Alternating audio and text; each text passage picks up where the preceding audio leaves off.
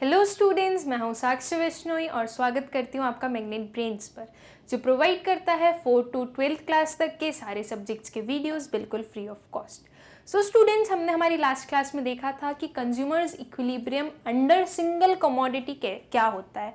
एक single commodity को consume करके कंज्यूमर कब अपने इक्विलिब्रियम पर पहुंचता है। नाउ इस सेशन में हम देखेंगे कि consumer's equilibrium in case of two commodities क्या होता है। इसे हम law of equi marginal utility, law of substitution, law of maximum satisfaction and Gossen's second law भी कहते हैं। इन चारों नेम्स में से जो सबसे पॉपुलर नेम है स्टूडेंट्स, वो है law of equi marginal utility. Usually consumer's equilibrium in case of two commodities को law of equi marginal utility के नाम से ही जाना जाता है। ये लॉ भी बेस्ड है लॉ ऑफ डीएमयू पर, मतलब law of diminishing marginal utility के जितने भी अजम्पशंस होंगे वो सारे यहाँ पे भी कंसिडर किए जाएंगे, यहाँ पे भी अप्लाई होंगे। अब एक कंज्यूमर दो कमोडिटीज को कंज्यूम करने पर कब इक्विलिब्रियम में पहुंचता है। According to the law of equi marginal utility, a consumer gets maximum satisfaction when ratios of mu of two commodities and their respective prices are equal and mu falls as consumption increases. एक consumer दो commodities को consume करने पर कब equilibrium में पहुंचेगा। देखिए, हमने जो सिंगल कमोडिटी का देखा था उसमें क्या था, mu x is equals to P X, right. ये थी हमारी इक्वेशन सिंगल कमोडिटी में। हम इसे ऐसे भी लिख सकते हैं mu x upon mu m is equals to P X. इसको ऐसे लिखने का क्या मोटिव होगा स्टूडेंट्स, ये mu x यूटिल्स के फॉर्म में है एंड जो px है प्राइस वो रुपीस के फॉर्म में है। तो हमने हमारे mu x को मनी के टर्म्स में कन्वर्ट किया। ये हमने हमारे शेड्यूल में देखा था कि कैसे कन्वर्ट करते हैं mu x को mu m में एक मनी के टर्म्स में। सो mu x upon mu m जो कि इक्वल होता है मार्जिनल यूटिलिटी ऑफ मनी के बराबर। So this is equal to px। ये एक इक्वेशन बनी थी हमारी, राइट। सो अब इन केस ऑफ टू कमोडिटीज क्या होगा, हमारे पास टू कमोडिटीज है x एंड y, हमारे पास दो कमोडिटीज है। अगर कंज्यूमर सिर्फ x कमोडिटी को कंज्यूम कर रहा है तो वो इक्विलिब्रियम पर कब पहुंचेगा, जब उसकी mu x upon mu m is equals to px। ये इक्वेशन जब हो जाएगी, जब ये कंडीशन कंप्लीट हो जाएगी, तो जो हमारा कंज्यूमर है वो इक्विलिब्रियम पर पहुंच जाएगा। एंड जब वो सिर्फ y कमोडिटी को कंज्यूम कर रहा है तो कब पहुंचेगा इक्विलिब्रियम पर, वो mu y upon mu m is equals to P Y, right. अगर वो सिर्फ y कमोडिटी को कंज्यूम कर रहा है तो वो जब इस कंडीशन को कंप्लीट कर लेगा तो वो इक्विलिब्रियम पर पहुंच जाएगा। अब अगर यहाँ पे कुछ सेम सा दिख रहा है, अभी तो कुछ नहीं दिख रहा है, हम इसे कन्वर्ट करते हैं, हम इसे सेम बनाते हैं। ये px को मैं नीचे ला सकती हूँ और mu m को उधर ले जा सकती हूँ। So mu x upon px is equals to mu m, ठीक। वही सेम चीज है, बस सब्स्टिट्यूशन कर दिया है, राइट। एंड इसे भी मैं वैसे ही कर सकती हूँ, mu y upon P Y is equals to mu m, ठीक। अब इन दोनों इक्वेशंस में मुझे कुछ सिमिलर दिख रहा है। यस, जो इक्वल टू में लिखा हुआ है वो क्या है, mu m and mu m, दोनों इक्वेशन एक ही चीज के इक्वल है। सो इसे हम इक्वेट कर सकते हैं। आपने ये चीज मैथ्स में पढ़ी होगी आपके 9th 10th 8th 7th सारी क्लासेस में, कि इससे अगर कोई दो चीजें एक चीज के इक्वल में है तो मतलब कि this is equal to this, ये हम मान सकते हैं ना, ये हम बोल सकते हैं, ये इक्वेशन तो होती ही है। So mu x upon P X is equals to mu y upon P Y. कुछ ये इक्वेशन मेरे पास आ गई। अब क्या बोलता है हमारा इक्विलिब्रियम की जो स्टेटमेंट है वो क्या बोलती है, a consumer gets maximum satisfaction when the ratio of mu of two commodities and their respective prices are equal. ये दो कमोडिटी की mu है with their prices are equal, जब ये दोनों इक्वल हो जाएगी तो हमारा कंज्यूमर उसके इक्विलिब्रियम पर पहुंच जाएगा अंडर टू कमोडिटीज, ठीक। And MU falls as consumption increases, जो MU है वो गिरेगा जैसे जैसे कंजम्पशन इंक्रीज होगा। सो ये क्यों होता है? बिकॉज जो हमारा इक्विलिब्रियम है, consumers equilibrium under two commodities, वो किस लॉ पर डिपेंडेंट है? Law of diminishing marginal utility. Law of diminishing marginal utility क्या बताता है स्टूडेंट्स? वो ये बताता है कि जैसे जैसे आपका कंजम्पशन इंक्रीज होगा किसी भी आइटम को लेके, तो जो उससे सेटिस्फैक्शन, जो उससे यूटिलिटी डिराइव होगी वो कम होती जाएगी। वही चीज ये लिखी है, MU फॉल्स, यूटिलिटी फॉल होगी एज कंजम्पशन इंक्रीजेस, जैसे जैसे कंजम्पशन इंक्रीज होता जाएगा, ठीक। Two necessary conditions to attain consumers equilibrium. Consumer को इक्विलिब्रियम अटेन करने के लिए किसके अंडर टू कमोडिटीज दो कंडीशंस फुलफिल करनी पड़ती हैं। वो क्या है? The ratio of marginal utility to price is same in case of both the goods. जो इक्वेशन अभी हमने सॉल्व की थी, अभी हमने पूरी बनाई थी, that is MUX upon PX is equals to MUY upon PY। ये जो इक्वेशन है, ये जो कंडीशन है, ये फुलफिल होनी चाहिए। A consumer in consumption of single commodity से X is at equilibrium when MUX upon PX is equals to MUM। Single commodity में क्या होता है स्टूडेंट्स? एक इक्विलिब्रियम की क्या कंडीशन होती है? जब MUX upon PX is equals to MUM होता है। ये अभी हमने सॉल्व किया था कि ये कैसे होता है, right? Similarly, a consumer consuming another commodity say Y will be at equilibrium when MUY is equals to MUY upon PY is equals to MUM, ठीक। यही चीज हमने सॉल्व की थी। हमारे पास दो इक्वेशन थी, दो गुड्स लिए थे हमने X एंड Y। उनका इक्विलिब्रियम लेवल कब होगा? X का कब होगा? जब MUX upon PX is equals to MUM हो जाएगा, ठीक। और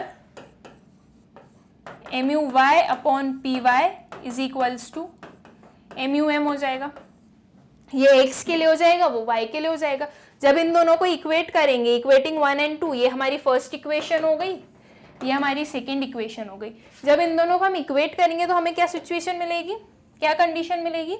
MUX upon PX is equals to MUY upon PY is equals to MUM।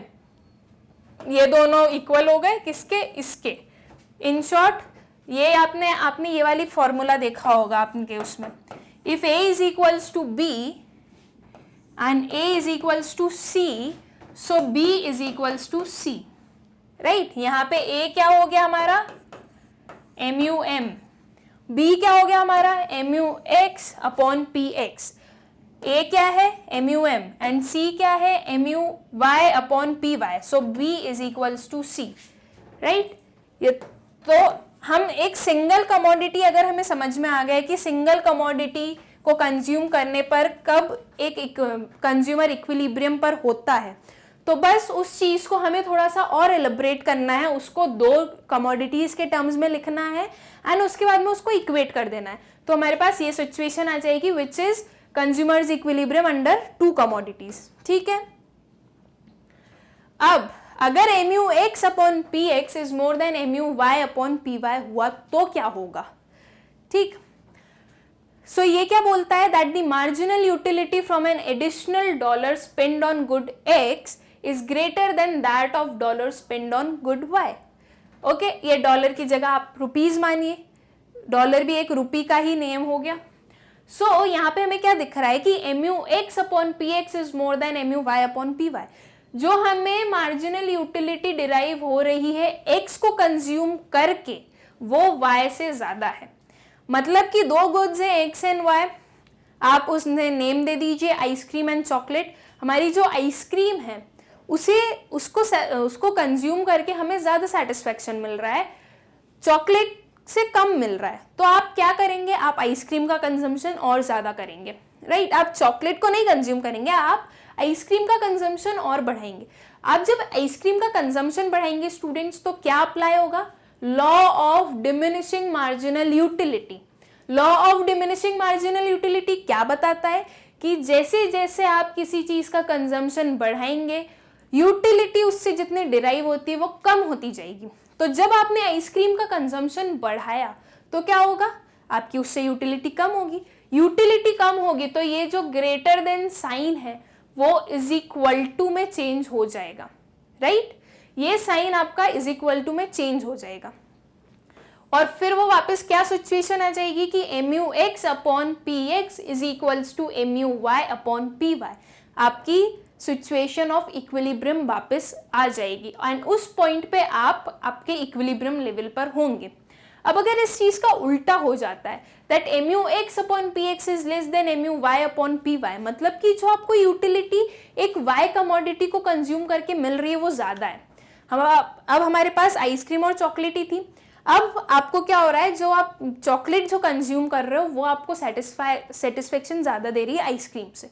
तो आप क्या करोगे, आप आपके चॉकलेट का कंजम्पशन बढ़ाते जाओगे। जब आप चॉकलेट का कंजम्पशन बढ़ाओगे तो law of diminishing marginal utility apply हो जाएगा। वहां पे law of diminishing marginal utility apply होगा तो उससे क्या होगा, आपने जैसे जैसे कंजम्पशन बढ़ाया आपका सेटिस्फेक्शन कम होता जाएगा एंड जब वो कम होगा तो ये चीज कम होगी और ये वापस किसके इक्वल हो जाएगी, MUX अपॉन PX के इक्वल हो जाएगी। मतलब आपकी जो इक्विलिब्रियम की सिचुएशन है वो वापस आ जाएगी, आपकी वो कंडीशन वापस फुलफिल हो जाएगी एंड उसके बाद में आप उस प्लेस को चेंज नहीं करना चाहेंगे, ठीक।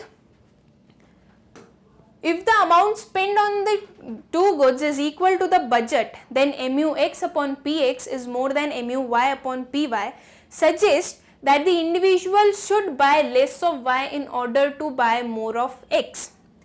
जो अमाउंट आपने स्पेंड किया है दो गुड्स पे, जो आप दो गुड्स खरीद रहे हैं, उन दो गुड्स पे आप जो अमाउंट स्पेंड कर रहे हैं, जो आपकी इनकम स्पेंड कर रहे हैं वो आपके बजट के बराबर है। बजट के बराबर है मतलब आपकी जो इनकम है उसके बराबर है। फॉर एग्जाम्पल आपकी इनकम है 500 रुपीज, ये 500 रुपीज को आप दो गुड्स को कंज्यूम करने के लिए दे रहे हैं, ओके।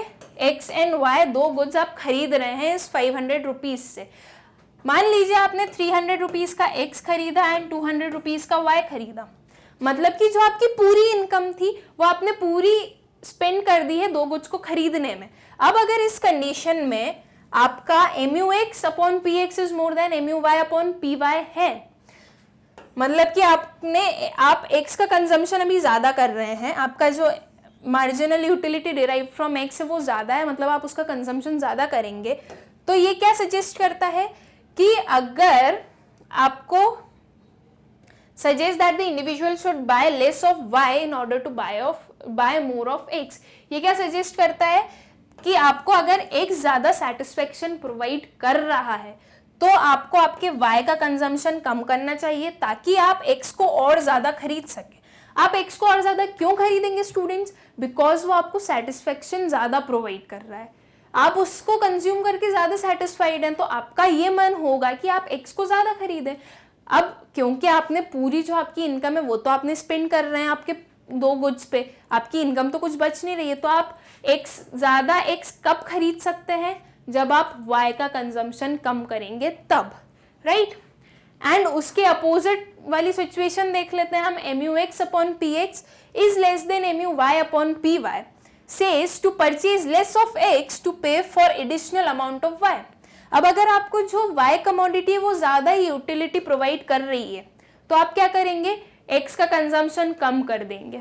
X में जो आप पैसे लगा रहे हैं वो पैसे, वो इनकम आप किस चीज को खरीदने में स्पेंड करेंगे, Y को खरीदने में, ठीक। MUX upon PX is equals to MUY upon PY is an equilibrium condition. जब दोनों गुड्स का मार्जिनल यूटिलिटी और प्राइस का रेशियो इक्वल होता है तो उस सिचुएशन को हम इक्विलिब्रियम कहते हैं, ठीक। क्लियर है, ये हो गया हमारा consumers equilibrium under two commodities. बिल्कुल सिमिलर था सिंगल कमोडिटी के, जैसे सिंगल कमोडिटी में हम डिराइव करते हैं कंडीशन, वैसे ही हमें टू कमोडिटीज में करना है, बस दोनों को इक्वेट कर देना है, okay. MU falls as consumption increases, हमने स्टार्टिंग में ही देखा था जब इसकी डेफिनेशन देखी थी कि दो कंडीशंस होती है एक कंज्यूमर को इक्विलिब्रियम पर पहुंचने के लिए अंडर टू कमोडिटीज, ओके, सो एक कंडीशन हमने देख ली दैट आर रेशियो, अपना जो रेशियो है प्राइस के साथ में मार्जिनल यूटिलिटी का, वो इक्वल होना चाहिए दूसरे गुड के प्राइस और मार्जिनल यूटिलिटी के। अब एक और कंडीशन है, MU falls as consumption increases. MU fall होगा, आपकी जो मार्जिनल यूटिलिटी है वो गिरेगी जैसे जैसे आप कंजम्पशन बढ़ाएंगे। ये यहाँ पे क्यों अप्लाई किया जाता है? क्योंकि यहाँ पे लॉ ऑफ डीएमयू मतलब कि law of diminishing marginal utility का एप्लीकेशन है। MU of a commodity must fall as more of it is consumed. अगर हमें इक्विलिब्रियम पर पहुंचना है तो ये एक सिचुएशन भी जरूरी है, जो एमयू है एक कमोडिटी की वो फॉल होनी चाहिए। अगर वो फॉल नहीं होगी स्टूडेंट्स तो क्या होगा? अगर आपका सेटिस्फेक्शन लेवल, आपको जो यूटिलिटी मिल रही है वो अगर फॉल नहीं होगी तो उससे क्या होगा? आप उस गुड को और ज्यादा कंज्यूम करेंगे, और उस गुड को ज्यादा कंज्यूम करेंगे तो आप दूसरे गुड के बराबर नहीं आ पाएंगे। जैसे कि ये अगर सिचुएशन है MU X upon P X is more than MU Y upon P Y, इसमें हमें क्या दिख रहा है कि जो मार्जिनल यूटिलिटी हमें x से मिल रही है वो ज्यादा है y से। अब अगर जब आप इसका और ज्यादा कंजम्पशन करेंगे, अगर इसकी यूटिलिटी कम नहीं होगी तो क्या होगा? ये जो ग्रेटर है ये बढ़ता ही जाएगा, ये इक्वल टू के बराबर आएगा ही नहीं, और अगर वो इक्वल नहीं होगा तो हम इक्विलिब्रियम पर पहुंचेंगे ही नहीं। तो ये चीज तो जरूरी है, हमें इक्विलिब्रियम पर अगर पहुंचना है तो इसका जो यूटिलिटी डिराइव हो रही है वो कम होनी चाहिए। जैसे जैसे आप ज़्यादा कंज्यूम करेंगे तो वो यूटिलिटी डिराइव कम हो जाएगी, तो आप उसका कंजम्पशन रोक देंगे तो वो बराबर हो जाएगा आपके मार्जिनल यूटिलिटी ऑफ y के। If mu does not fall as consumption increases, the consumer will end up buying one good which is unrealistic and consumer will never reach the equilibrium position। अगर mu fall नहीं होगा तो उससे क्या होगा? जो consumer है वो सिर्फ वही एक गुड खरीदता रहेगा जिससे उसको बहुत यूटिलिटी मिल रही है। तो ये चीज़ तो अनरियलिस्टिक है ना। आप सिर्फ एक गुड को थोड़ी ना परचेज करते हैं, एक गुड को थोड़ी ना कंज्यूम करते हैं, आप डिफरेंट गुड्स को कंज्यूम करते हैं। तो अगर आपको इक्विलिब्रियम पोजीशन पर पहुंचना है तो उस चीज़ का सेटिस्फेक्शन गिरना चाहिए, तभी तो आप इक्विलिब्रियम पर पहुंचेंगे। ठीक है, तो ये हमारे पास दो कंडीशंस थी। एक थी कि जो रेशो होता है MU X upon P X वो इक्वल होना चाहिए MU Y upon P Y के, और secondly MU falls as consumption increases. ठीक है, नाउ क्या कंक्लूड कर सकते हैं हम? Consumer in consumption of two commodities will be at equilibrium when he spends his limited income. ये याद रखिएगा, लिमिटेड इनकम, सभी की इनकम लिमिटेड होती है students. Okay, limited income in such a way that the ratios of marginal utilities of two commodities and their respective prices are equal।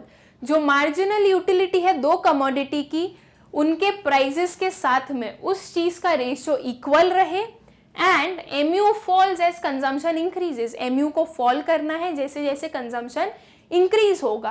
ठीक, now एक diagrammatic explanation देखते हैं अपन under two commodity. Okay, total money income of a consumer is ₹5। एक consumer की 5 रुपए की income है। Okay, two commodities X and Y are priced at ₹1 पर यूनिट। दो कमोडिटीज है हमारे पास एक्स एंड वाई, एक्स और वाई दोनों ₹1 पर यूनिट हैं। So a consumer can buy maximum 5 units of X और 5 यूनिट्स ऑफ वाई। तो इस केस में क्या होगा? हमारी जो इनकम है कंज्यूमर की वो तो ₹5 ही है, एंड जो प्राइजेस है एक्स एंड वाई के वो ₹1 है। मतलब कि मैक्सिमम वो एक्स की 5 यूनिट्स खरीद सकता है या फिर मैक्सिमम वो वाई की 5 यूनिट्स खरीद सकता है। अगर उसने पूरी 5 यूनिट्स एक्स की खरीद ली मतलब कि वो वाई की एक भी यूनिट नहीं खरीदेगा, एंड अगर उसने पूरी यूनिट्स वाई की खरीद ली मतलब वो एक्स की कोई भी यूनिट नहीं खरीदेगा। ठीक, table below shows the marginal utility derived from consumption of various units of X and Y. अब हम टेबल देखते हैं।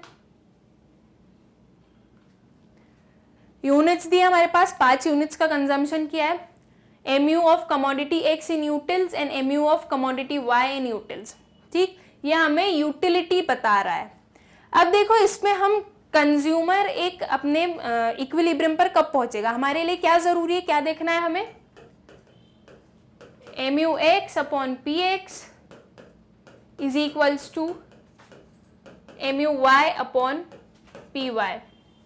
ठीक, हमारे पास दिया हुआ है कि इनकम कितनी है, इनकम है 5 रुपीज एंड प्राइस कितना है,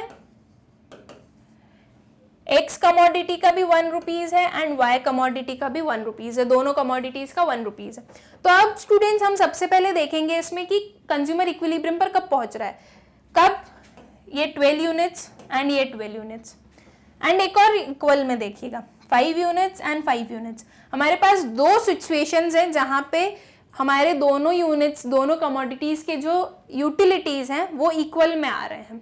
तो अब हमें देखना पड़ेगा कि कंज्यूमर इस पोजीशन पर पहुंचेगा इक्विलिब्रियम में या इस पोजीशन पर। ओके, सो कंज्यूमर की इनकम कितनी है स्टूडेंट्स, 5 रुपीज।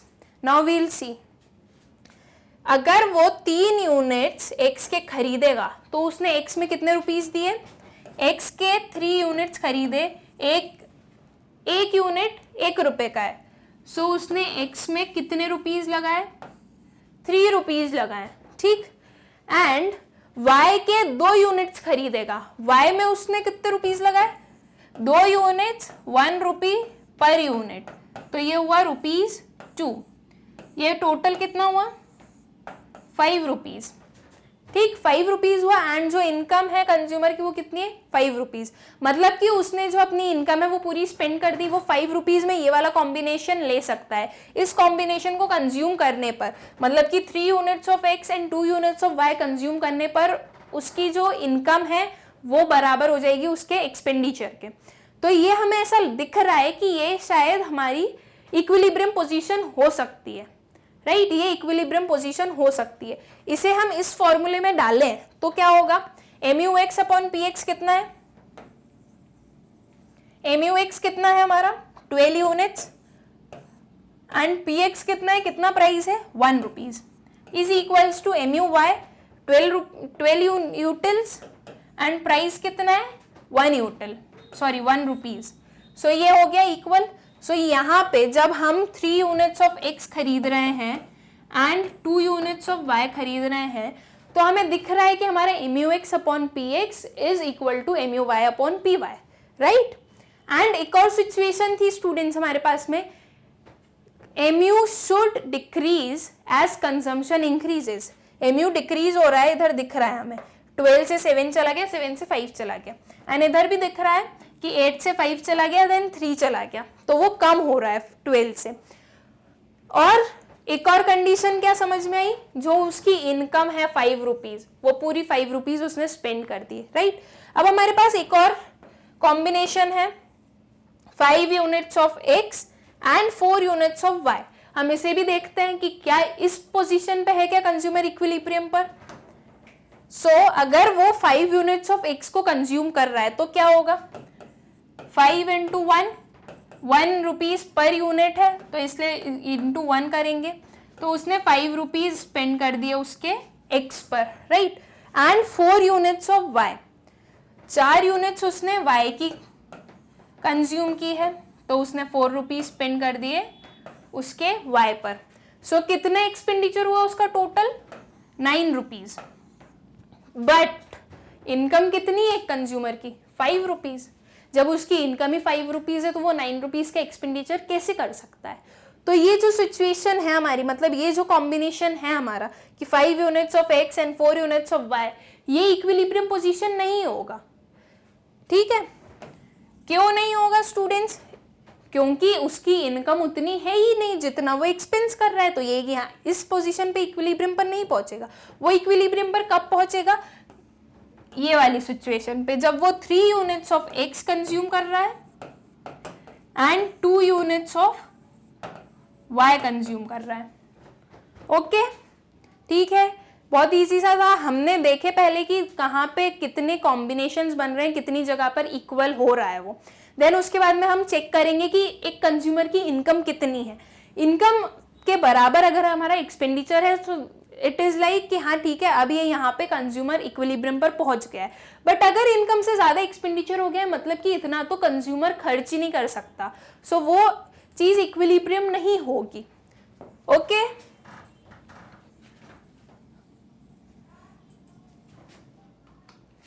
नाउ अब उसका ग्राफ देखते हैं, हमने जो अभी शेड्यूल देखा था उसका ग्राफ देखते हैं। ओके, इधर मैंने ली है marginal utility of X axis, इस वाले एक्सेस पे, वाई एक्सेस पे, वाई वन एक्सेस पे मार्जिनल यूटिलिटी ऑफ वाई लिए हैं, एंड नीचे लिए हैं units of the commodity, X की इस side and O1 that is Y की इस साइड से। ये वाई की आपको दिखेगी 1 2 3 4 5, इस साइड आती हुई जो दिख रही है, इस साइड आती हुई जो दिख रही है नीचे वाली लाइन, वो वाई की कमोडिटीज बता रही है। फाइन, नाउ उस चीज को हम प्लॉट करते हैं। यहाँ पे 1 यूनिट था, 20 यूटिल्स थे, 2 यूनिट पे 14 यूटिल्स, 3 पे 12 यूनिट्स। ये जो चीजें हैं, ये पूरा और ये पूरा, यही उस ग्राफ में प्लॉट कर रहे हैं हम। 1 यूनिट पे ये MUY बना दिया, ये MUY बना दिया, यहां से देखिएगा ये 1 यूनिट पे 16, ये 1 यूनिट पे 16 मिल रहा है, देन 2 यूनिट्स पे 12 मिल रहा है। ओके, 3 यूनिट्स पे 8, 4 यूनिट्स पे 5 एंड 5 यूनिट्स पे 4, राइट। ये जो आपने y देखा है वो इस साइड से बन रहा है, एंड x देखेंगे तो x यहां से होगा 20, 12, 5 एंड दिस इज 0। तो हम जब x को देखेंगे तो वो ऐसे होगा, तो आप कंफ्यूज मत होइएगा। नीचे वाले जो ये दिए हुए हैं ये हमें y बता रहा है, और ये वाले जो यूनिट्स हैं वो हमें x बता रहा है। ओके, अब हम इसे प्लॉट करेंगे। ये सारे हमने पॉइंट्स लिख दिए, उन्हें ज्वाइन कर दिया है। इस पॉइंट पे आके हमारा MUY कर्व और MUX कर्व इंटरसेक्ट कर रहे हैं, वो वहां पे मिल रहे हैं। जहां पे दो ग्राफ्स इंटरसेक्ट करते हैं, हम उस पॉइंट को पॉइंट ऑफ इक्विलिब्रियम कहते हैं। सो इस पॉइंट पे, ई पॉइंट पे आपका जो कंज्यूमर है वो इक्विलिब्रियम पर है, 3 यूनिट्स ऑफ एक्स का कंजम्पशन करके एंड 2 यूनिट्स ऑफ वाई का कंजम्पशन करके। ओके, ये 3 यूनिट्स ऑफ एक्स होगा और इसको एक्सटेंड कर दें तो 2 यूनिट्स ऑफ वाई होगा। फाइन, तो ये था हमारा कंज्यूमर्स इक्विलिब्रियम अंडर 2 कमोडिटीज। हमने देख लिया कि सिंगल कमोडिटी में कैसे इक्विलिब्रियम पर पहुंचता है कंज्यूमर, एंड अब हमने देख लिया कि 2 कमोडिटीज पर एक कंज्यूमर कैसे पहुंचता है अपने इक्विलिब्रियम पर। नेक्स्ट सेशन में हम करेंगे practicals related to consumer's equilibrium under single commodity और डबल कमोडिटी, दोनों के बेसिस पर। इस वीडियो के नोट्स की लिंक आपको डिस्क्रिप्शन में मिल जाएगी। Thank you.